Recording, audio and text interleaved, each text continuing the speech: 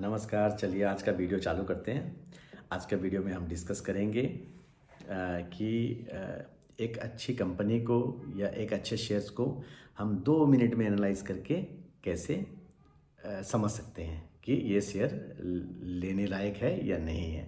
ठीक है, उसके लिए क्या है कि सबसे पहले आपको उस कंपनी के बारे में जानना, बेसिक उस कंपनी के बारे में कि भाई वो कंपनी करती क्या है, उसके मार्केट में प्रोडक्ट कैसे हैं, उसकी अगर उसकी सर्विस है तो मार्केट में उसकी सर्विस कैसी है, उसके कंपटीटर कैसे हैं, वो कंपनी उस अपने जो कंपटीटर है उससे हटके कैसे है, उनका जो एंट्री बैरियर्स है कितना स्ट्रॉन्ग है कि उनके कंपटीटर उनके सामने नहीं टिक पाएंगे।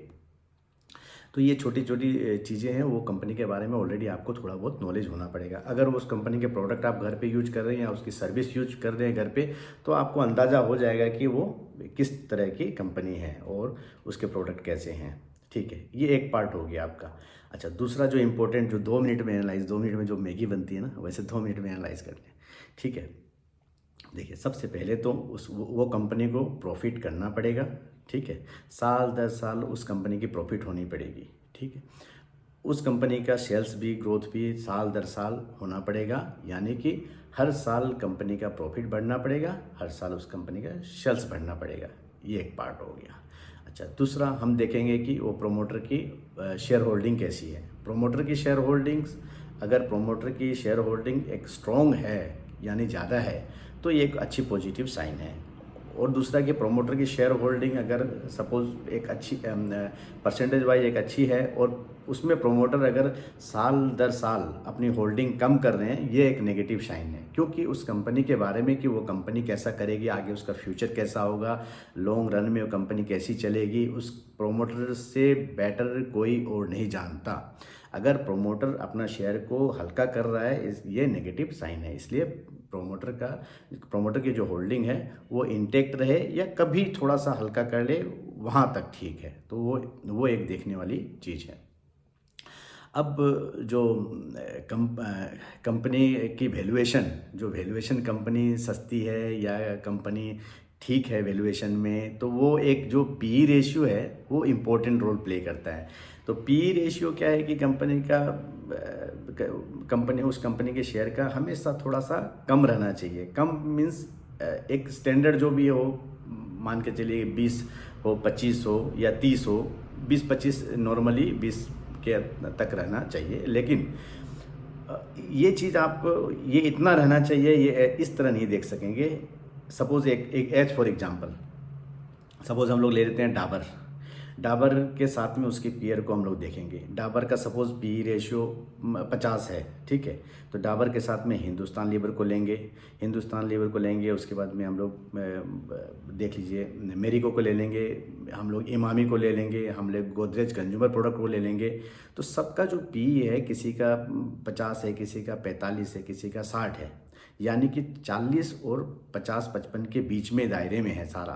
तो हम लोग जस्टिफाई कर लेंगे कि हाँ, इसका जो वैल्यूएशन है वो लगभग सही है, या इसका वैल्यूएशन कम वैल्यूएशन पे मिल रहा है, क्योंकि इनके जो साथ के जो कंपनियां हैं, पीयर्स जो हैं, इनका वैल्यूएशन ये है, तो ये वाजिब दाम है। वो पी देख के आप इस तरह से अंदाज़ा लगा लीजिए। अगर 50-55 के बीच में सारे का है, इस कंपनी का 70 है, तो ये ओवर वैल्यूड है।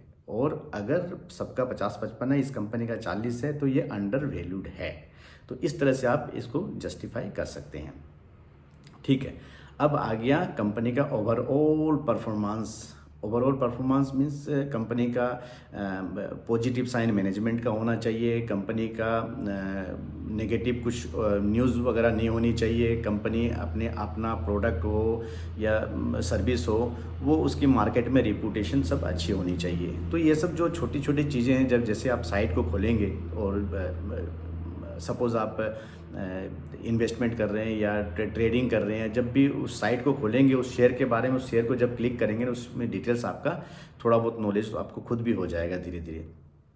उसमें ये देख पाएंगे कि आप वो जो उसका जो शेयर का डिलीवरी परसेंटेज, वो भी इम्पोर्टेंट है। Delivery percentage in the sense कि सपोज 100 आदमी उस मार्केट में उतरे हैं उस शेयर को लेने के लिए, अगर 100 में से उस शेयर को 60-65 आदमी खरीद रहे हैं, लेके घर जा रहे हैं, तो इसका मतलब पॉजिटिव ये सिम्टम्स है कि वो शेयर 100 में से 60-65 आदमी ये सोच रहे हैं कि वो शेयर ऊपर जाएगा, इसलिए वो खरीद रहे हैं।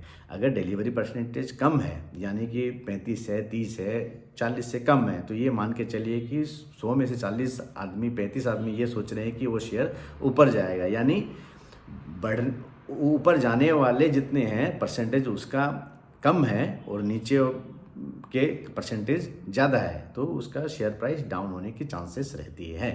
तो इसीलिए जो एक्सपेक्टेशंस हैं लोगों के उस शेयर के प्रति, वो भी इम्पोर्टेंट है। तो ये 3-4 चीज़ें मोटी मोटी चीज़ें हैं, ये आप तुरंत क्लिक करेंगे, 2 मिनट में आपको एनालाइज हो जाएगा, ठीक है। और तीसरा, पांचवा आपका वो शेयर जो मार्केट में ट्रेंड करता है, जब भी उसकी शेयर की प्राइस फ्लक्चुएशन होती है, वो हमेशा आप ये देखिएगा, वो शेयर ऐसे ऐसे ऐसे ऐसे ये नहीं रहना चाहिए।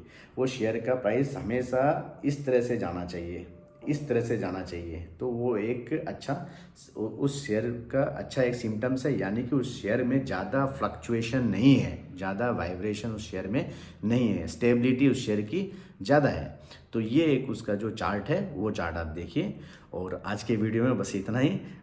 छोटी छोटी चीज़ें इस तरह से बारीकी से मैं बताते रहूँगा, आप देखते रहिए। मेरा मकसद यही है कि जो मिडिल क्लास लोग हैं, वो छोटी छोटी अपनी इन्वेस्टमेंट सेविंग्स करते करते एक बड़ा गोल अचीव करें, और अपना जो भी गोल है वो अच्छी तरह से अचीव करें और फास्ट अचीव करें। बस ये चैनल देखते रहिए और आप अपना मकसद पूरा करते रहिए। Thank you very much for watching my channel. फिर मिलते हैं जल्द।